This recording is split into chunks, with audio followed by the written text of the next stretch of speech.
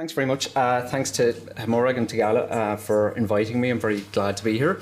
Also, I suppose, given the topic we're discussing all day, basically, and what I'm going to discuss today, if there's anybody affected by these issues, the resources and supports are available online and on telephone, and if anybody wishes to speak to me afterwards, or any of the professionals in the room, obviously do so. So my name is Joe Mooney. I'm originally in the background of the field of law. I then worked for a number of years in a firm in Wexford who were agents for the HSE in child protection and childcare proceedings, and that kind of sparked my interest in the whole area of child protection. I went back to NUI Galway and I did a master's in social work there and went directly into a PhD study then, which is what I'm going to present today, with the UNESCO Child and Family Research Centre under the supervision of Professor Caroline McGregor, who's the head of social work in NUI. I'm in my third year, whatever that means, of the PhD study. It's due to conclude in May 2018, hopefully, and I'm currently a duty social worker also with TUSLA in Dunleary. If anybody wishes to contact me afterwards, the emails are there, but I'll also have them up at the end. So I just wanted to start, I suppose, by saying a little bit about where I fit into the discussion today, because obviously we've spoken about children from a social and legal, medical and assessment point of view, discussing the difficulties in disclosure, looking at the investigation and the assessment and the various facets of the state that work with these children. All very good work, I think we'll all admit. I'm here to talk about the children who've slipped through into adulthood and never told anybody. These are the children, I suppose, Morag was talking about earlier on, walking in the footsteps of children, and I suppose I want to do that very much now, walking in the footsteps of these adults who were abused as children. I'm delighted and very nervous to be up after Rosaleen McAvaney's research. She's laid down a comprehensive groundwork in regards to disclosure of child sexual abuse. Hopefully I'll be able to add to it a little bit in terms of adult disclosure. So my work therefore focuses on adult disclosures of child sexual abuse, specifically to social work services, child protection services. The work I'm presenting today began life as a piece of voluntary research on behalf of 1 in 4 based in Dublin. For those of you who aren't aware, they work with survivors of sexual abuse and violence and offer therapy and advocacy there. It then progressed through my MA social work research and is obviously my PhD research now. This presentation seeks to provide a synopsis of that work, and it will hopefully explore, but in no particular order, a background in terms of the existing policy, some of which we've had today already, present my current emerging findings from my research, present some recommendations and some challenges, I suppose, and they're the issues that I'll be hoping to get feedback on in question and answer time, given the select audience we have here today. Saying all this, some of the information will be known to you, some of it will be new, some of it will be useful, hopefully, some of it will be less so, but overall, hopefully you'll find it informative. So in whatever context I present this work, I always begin with the SAVI report, and we've had strike 3 now on SAVI report. This is the 3rd time I think it's come up today, if not more, and Dr. Joanne Nelson brought it up this morning as well. So the SAVI has some profound statistics, as I'm sure you're all aware. I always start presentations with this one statistic or set of statistics, which is 42% of women, 28% of men are affected by sexual abuse and violence in Ireland, or have been affected. And as Rosaleen said in our video there, of the 47 of the people who say they are affected by this issue, 47% of them had never disclosed prior to being asked. So this hints at the potential hidden population in terms of experiences of child sexual abuse. The analogy of the tip of the iceberg is often used when talking about child sexual abuse experiences. So what are we doing about it, I suppose, to bring us into the policy side of things? As you all know, Section 3 of the Child Care Act regulates social workers' duties to promote the welfare of children who are not receiving adequate care and protection. This underpins our child protection system in Ireland, and it's reinforced by Children's First National Guidelines, originally published in 1999, updated in 2011, and being revised now. And as Garrett, Superintendent Daly, suggested, this is very much underway, the revised version. You may also know that the HSE and their adherence to child protection guidelines was evaluated in 2008 and 2010 by the state itself and by the Ombudsman for Children's Office. Both of those evaluations found variable and inconsistent practice across the state in respect of adherence to child protection guidelines. Why is this important, I suppose, in terms of adults who wish to disclose? Well, under Section 3.6 of Children First, child protection social workers are charged with the duty to investigate retrospective disclosures of abuse. These are disclosures by adults of abuse which took place during their childhood. And these types of disclosures are very important in a child protection context in that they frequently uncover instances of abuse from the past, and therefore can be an effective means of stopping the cycle of abuse currently in relation to current children. That's a section taken from Children First 1999.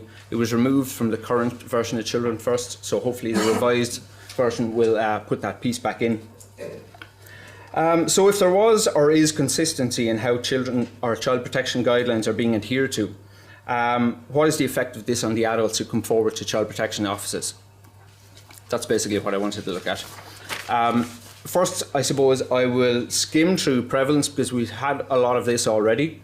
David Finkelhor, who's a professor in New Hampshire in the States, notes in his article concerning the epidemiology of child sexual abuse that up until the late 1970s in North America, child sexual abuse was thought of as a minor issue because there were so few reported cases.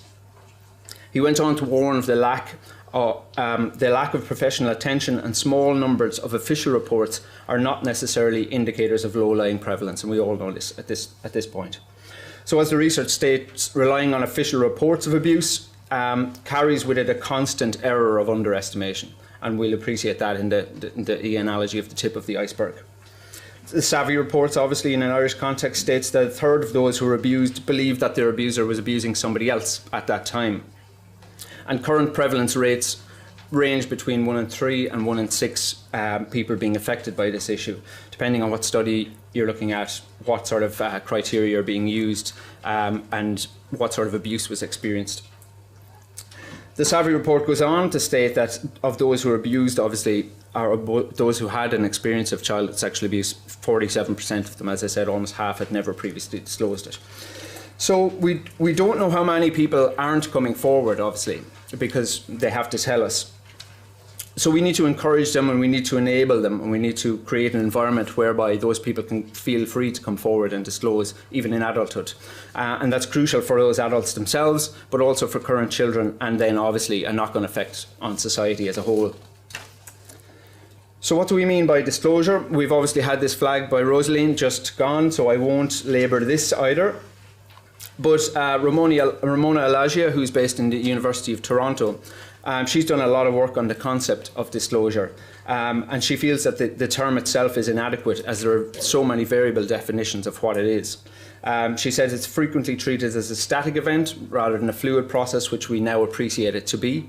And she also highlighted that withholding disclosure can lead to behavioural manifestations, and we've had ample research presented on that today as well. Hunter in 2011 suggested that most participants of her study did not make selective disclosure until adulthood, and as we've heard from Rosaline's study, the consensus within the research is that most do not disclose until adulthood, and significant amounts don't disclose at all. Non-disclosure then, obviously, as McElvanny states as well, is a significant issue for the professionals tasked with safeguarding and the role of the interviewer specifically, as we're discussing a little bit today, in the questioning style and the impact on the disclosure and the level of detail that's provided. Therefore, the research really does state that professionals should be aware and they should be prepared more for disclosure in adulthood. The research states most people hold off. So our child protection system, ironically, should be prepared for adults coming forward to disclose sexual abuse. Power dynamics regarding secrecy and containment need to be considered in light of disclosure to a system that needs to share information. So we need to be conscious of the fact that people are coming forward with their stories, but there is an obligation on some of our services to share that information, depending on our distinct roles, I suppose. So how does all this, I suppose, combined with the effects of the abuse itself, and we can't forget that, how does this affect the adults coming forward? Well, we know there may be long-lasting psychological effects following an experience of child sexual abuse. David Finkelhauer back in 1986 lists them there: depression, self-destructive behaviour, anxiety, feelings of isolation and stigma, and we've had more of them updated with recent research as well, but they all come along the same line. These effects continue into adulthood and throughout the life course. So we must appreciate that individuals can feel the effects of child sexual abuse as significantly in adulthood as in childhood, sometimes more so as they grow to understand what has happened, and that they see this impacting different aspects of their life as they go along. Alan Barrett, who's involved or was involved with the Tilda project based in Trinity College Dublin, he highlighted some of the effects in adulthood in a very much an Irish context. He highlighted some of the effects being lower labour market uptake, relationship breakdowns, poorer health outcomes. And these outcomes are all also well established in the ACEs study, which we've also flagged today, and they really, drive that home. It's really concrete research. Other well-noted effects obviously include difficulty in trusting other people, issues with authority and power, and issues about being believed. And these are all quite significant in terms of an adult coming forward to disclose to a social work service. So they'll be brought up a little bit later. So I was struck, I suppose, by the fact that adults coming forward in potentially vulnerable states to disclose something to a child protection service may not be getting a consistent and empathetic or a definitive service. I had lots of questions, I suppose, at this point that I wanted to answer, and I brought it through my master's thesis. Some of the questions I wanted answers to: does effective policy exist in relation to referral, assessment and management of what we call retrospective disclosures?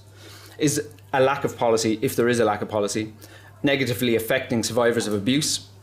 If there is a lack, is that lack of policy putting current children at risk? And what are the possible future outcomes? The research formed obviously part or the foundation of my current research, so that's why I want to broach it today, just to give you some context. The participants in this research were from the fields of therapy and advocacy, social work, frontline child protection practitioners, and also policy at a national level. And the following are some of the findings that came out of that study. They're very much social work based findings, and they relate to social work practice, social work policy, but also the effects on the adults coming forward to disclose to social workers. In terms of the social work practice, and in light of the review of the compliance with Children's First, which were carried out, as I mentioned, in 2008 and 2010, one of the key findings of the research was that inconsistent and variable practice did still exist at this stage in 2013. The study was carried out. 1 in 4 who were interviewed, obviously as part of the research, stated that the experience is very patchy implementation across different HSC areas with different responses from different areas. In some areas, social workers would follow up with an interview, and in other areas, it's actually difficult to get a social worker to take the notification. All the social workers interviewed as part of this research echoed these sentiments and really felt that there was an inconsistency across the state as to how these were being assessed and accepted. An unanticipated finding of the research at the time, I suppose, was in relation to the practice of managing and retaining these types of referrals. Now, it's not unknown now. We've had various media reports, we've had various HICWA assessments in relation to retrospective referrals and how they're managed or mismanaged, as the case may be, depending on the area. Social worker A, interviewed as part of this research, stated that while what we're doing with the referrals in respect of child abuse is we're literally putting them in a folder. It stays sitting in that folder because you can say it's about your hands being tied, but it's about nothing being in place to respond to it. This is 2013 now, just bear in mind. Social worker D, who was interviewed as well, furthered these concerns, saying, I worry about this because with the best will in the world, I know there's a brown file in there with an awful lot of names. I don't know if anything's been done about that, and I think people are at risk and it needs to be looked into. The social workers aired their concerns around the lack of training in respect of these referrals and in meeting with adults who've had experience of child sexual abuse. Their understanding, I suppose, of child sexual abuse in general, they felt that there was a lack of training there, and I think that's still the case. Social worker A was representative when stating, the unfortunate bit is that you would imagine the immediate response is that the person that comes to you to disclose abuse is telling you for the first time. and they should be the main focus of that referral. But of course they're not, because when you make a referral to child protection team, the main focus is who's the perpetrator, where does he live, does he have contact with children? And it's an uncomfortable fit, and it doesn't fit with the nature of social work, and that's where social work can be completely flipped on its head. So that's one of the social workers that was interviewed. 1 in 4 also summed up the significance of making a referral to social workers for the adult themselves. If therapy is about anything for people who have been sexually abused, it's very much about empowering that person to take back their lives. And I would see reporting as very much a part of that process, the client finding their own voice. So in terms of policy, social workers obviously, as I said, called for more guidance in the area from both their management and also from legislation. Social worker A, again noting the variable practice, stated that we should have written instruction around it. I would imagine in terms of dealing with a social worker, you would probably get a varied response depending on who's answering them or who's responding to the referral. It's not even like it's going to be a universal response. The Assistant National Director of HSC Child and Family Services, as it was then, spoke about, they were also interviewed as part of the research, spoke about resources and how they impact ultimately on the assessment of these referrals. If you have full resources, you do every single allegation. If you have 80% of staff, if you have 70% of staff, at what point do you prioritise which allegation is going to be investigated? I think that's going to be a critical point, and that's where it's at. Now, as I said, that's back in 2013, and albeit we do have a draft policy, I think we're still very much at that point. A silver lining, I suppose, that came from this initial piece of research was that the participants, all of them across the board, highlighted that since Children's First 2011, child protection practice in general had improved. And also at this point, the Child and Family Agency, which was about to emerge, was beginning to explore a new policy on managing these assessments. In terms of the impact on the adults coming forward to disclose to social work, 1 in 4 obviously were interviewed, and they highlighted a need for sensitivity to the needs of an adult survivor coming forward. They said sometimes you're sitting in a playroom, which is grand, but at the same time, just given the dynamics of abuse, given the age at which my client might have been abused, sitting amongst toys, talking about abuse, it's not always best. The research obviously shows that the potential impact on an adult's sense of trust, their interactions with authority, and their sense of being believed are affected by an experience of child sexual abuse. And it was explained that how the confusion within the system can lead to potential re-traumatization of these adults. Another quote, you work really intensively with a client, building them up, suggesting maybe therapy for a couple of months, coming back, writing out a statement, and they're all gung-ho about what the social worker can do and what they will do. And then 6 months later, they haven't heard anything. Another 6 months, a year later, they're angry. Gibbons, researching this area in 1996, referred to this potential for re-traumatization. They said, adults who experience child sexual abuse are present in all parts of the health and welfare system, as clients and staff. Sorry, I lost my place. However, these systems can mirror and maintain the larger social denial of the prevalence and impact of violence, including child sexual abuse. So we can see that an adult is coming forward to a system that may be incapable of coping with that type of referral, and therefore there's a potential for re-traumatization. We've obviously had, Dr. Gogarty mentioned earlier, spoke about trauma reminders, and this is very significant in this context. When this research was finalised in 2013, I concluded that the policy needs to move to the needs of the adults themselves coming forward. And I noted that a major failing of my own piece of research, that it wasn't feasible for me at the time to seek ethical approval to speak to adults themselves. So that obviously currently leads on to my current project. I'm going to skip through this because we had a good briefing on the law, and we don't need to recap because I'm only here 5 minutes. I was a bit over ambitious. So I'm going to bring us right into where I'm at the moment, I suppose, and what I'm doing on foot of what I've just spoken about. So despite obviously all the complexity of the situation that I've just spoken about, I broke down the research into one very simple question.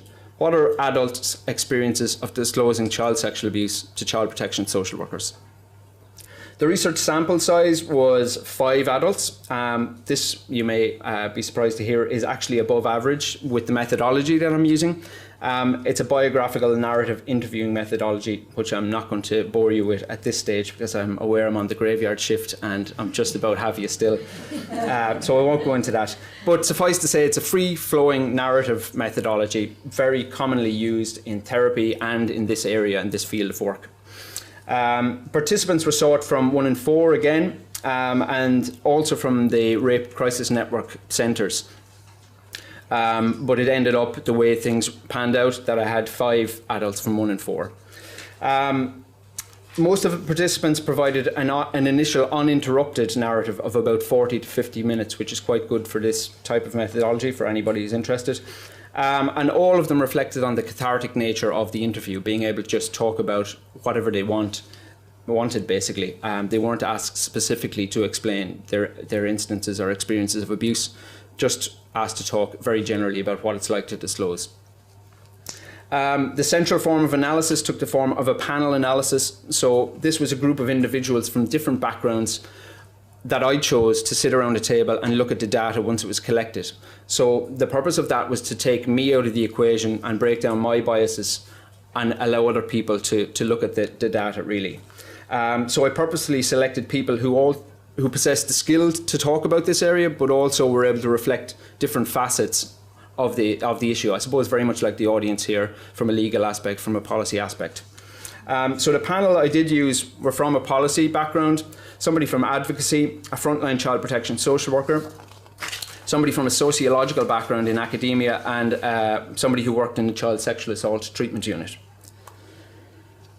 So the fieldwork stage is complete at this stage. I've interviewed all the people I'm going to interview, and the analysis is concluded, and the findings are beginning to emerge, I suppose.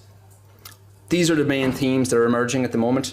It's not entirely surprising to see themes relating to power and control when you're talking about issues of sexual abuse, but it will be interesting to chart those themes in terms of social work practice and how adults and social workers interact. Excuse me. Issues around power and control included the initial letter from the social work department to the adult. One adult said, "It was very officious, it was very cold. I wasn't expecting a hug in the middle of the envelope, but I had no idea what I was going into. I had no context of what the hell happens when you meet a child protection social worker." Various comments were made concerning the handing over of a story, and you'll excuse the language. I didn't want them to have that level of control because I'd worked so hard to be there that day. I was like, no, fuck you, you don't get to do this. This is my life, this is my story, and you're not even prepared to share any level of useful information about your process. This is an adult reflecting on the very little information coming from a social worker about what would happen next. What's the procedure in terms of making a retrospective referral? The experience of the social worker also arose as an issue for the adults that I interviewed. I felt sorry for the 2 girls I met. I wouldn't even call them women. You know, it felt like they were out of their depth, and I felt bad for them because they were out of depth. I felt very inadequate talking to them. Again, this adult went on to say, she was really nice, she was pretty nervous. I didn't feel like the captain was flying the plane. So this comes back to the training and experience in terms of child sexual abuse dynamics, but also how to interview. All of those basics almost that we're talking about today that social workers very often, and not their fault, very often are not equipped with. In terms of the information provided, which is one of the themes also emerging, most of the participants displayed an understanding of the potential limits on social workers and the legal complexities that need to be taken into account in this area, but that this wasn't proportionate to the low level of information being shared with the adult themselves. Uncertainty is the final theme that emerged from the interviews themselves, and I call it the grenade effect there, because one interviewee posed a really powerful, I think, analogy. They said, when you go to make a disclosure to social work service, they said it's like pulling a pin on a grenade and then waiting. You don't know if an investigation is going to commence. given the common familial aspect of child sexual abuse, you never knew when a family member was going to be contacted. You never knew walking into that 80th birthday or that baptism if Tom or Mary had been given a call or sat in a social work office. You didn't know that. You didn't know when it was going to blow up, as this person said. And that's hugely traumatic, re-traumatizing, you can say. In terms of the panel themselves who sat down to look at the data, power was also identified as a prominent issue. Many of the panel members reflected on whether or not the participant had been party to this process of disclosure of their own free will. So did they feel a part of this process of somebody notifying social workers? Social workers in the audience will be familiar with this when they get referrals from therapeutic services where the adult themselves doesn't want to proceed any further. So, you know, and that's quite common. The panel also discussed the potential for the process itself to infantilise the adult by removing control, sharing very little information, and in some instances potentially blaming the adult. And this arose, and quite strikingly, this arose in the potential for children to have been abused in the interim between that adult's experience of childhood abuse and their coming forward as an adult to disclose. So that's quite harrowing, obviously, for an adult, and that's compounded in our new draft policy under section 14.1, which almost it suggests to adults, if they're not willing to partake in an interview process or a social work assessment process, that there's a potential repercussion if a criminal proceeding is underway. I won't go into the details of that, but it is compounding that sort of infantilization of the adult. One of the more dominant issues that arose was the approach or the manner that the social worker took in dealing with the adult. This varied from, obviously, as I said, relatively minor, if you want to call it, information or lack of information in the standard letter, to more serious issues such as I mentioned as well, one case of a participant being interviewed in a playroom, showing a sort of lack of understanding of the dynamics of child sexual abuse, but also, for those of you who work in social work offices, could have been the only room left in the house to interview somebody. So do you send somebody away at that traumatic time, or do you bring them into what's left, you know, one room with toys in it? It's hard to know. Because I am a social worker, I suppose, I kind of forget that when I'm talking about this issue. It's very easy for a study like this to become a blame game. So I didn't look for, same as Rosaline's study, I didn't look for barriers. I looked for both facilitators and barriers. That's what people were asked about. This is the data they shared. And the panel did highlight some potential positives.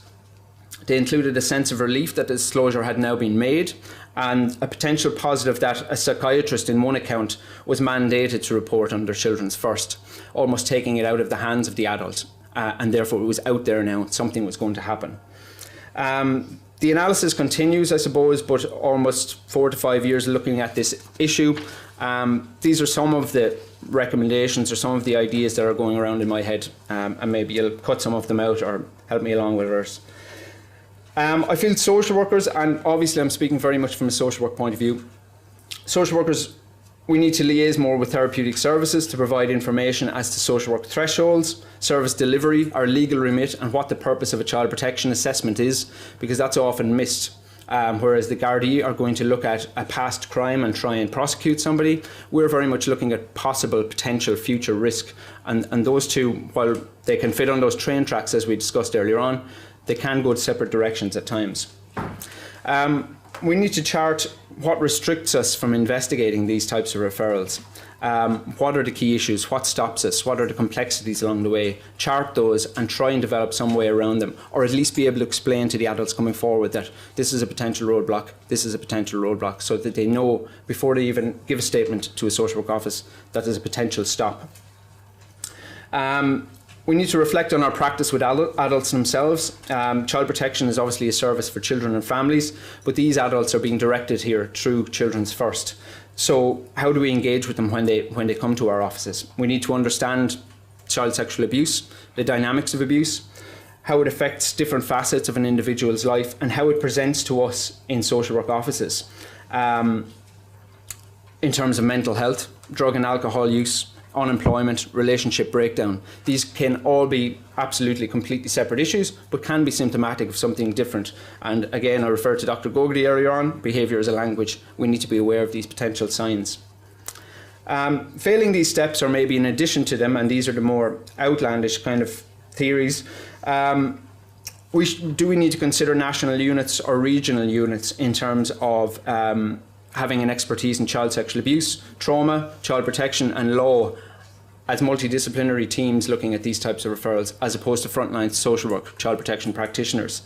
I am aware that some TUSLA regions are setting up dedicated teams, but this really, good and all as it may be, it risks echoing this inconsistent national practice that was highlighted back in 2008 and 2010, as I flagged earlier on. We do need to consider the question of whether these are social work issues at all. Very few of these types of referrals result in child protection work. They frustrate the adult coming forward at the lower end of things. They tie up social work resources at the lower end of things as well. Could adults make notifications to the Gardaí, as many often do, and then if there's an identified adult perpetrator or an identified child at risk, then it comes to social work in the normal way. The adult has one point of contact and we liaise with the Gardaí as we normally do. Is that a potential way to look at these? Ultimately, I believe that creating an environment that encourages more disclosure in childhood could lead to less trauma in adulthood, and I think that the psychological and psychiatric research backs all of that up. I think better assessment and management of disclosure made in adulthood could also lead to reduce current abuse in our environment in terms of assessing potential perpetrators. Whatever we do, I suppose, we don't want it to end like this, and this is the final piece that one of the participants chose to share with me, and in case it's not clear, they said, "To this day I have no idea what happened. Never. I walked out of that room. I sent more emails. I've never been told. You know, did they ever go into the school? Did questions ever get asked? I have no idea. They wouldn't tell us anything, so we just gave up." I hope, I suppose, the voices that are being shared with me as part of this research will at least influence in some way the policy going forward. I think fora like this are fantastic to create these conversations, and I think this is an issue I think we need to look at a little bit further collectively. Thanks very much.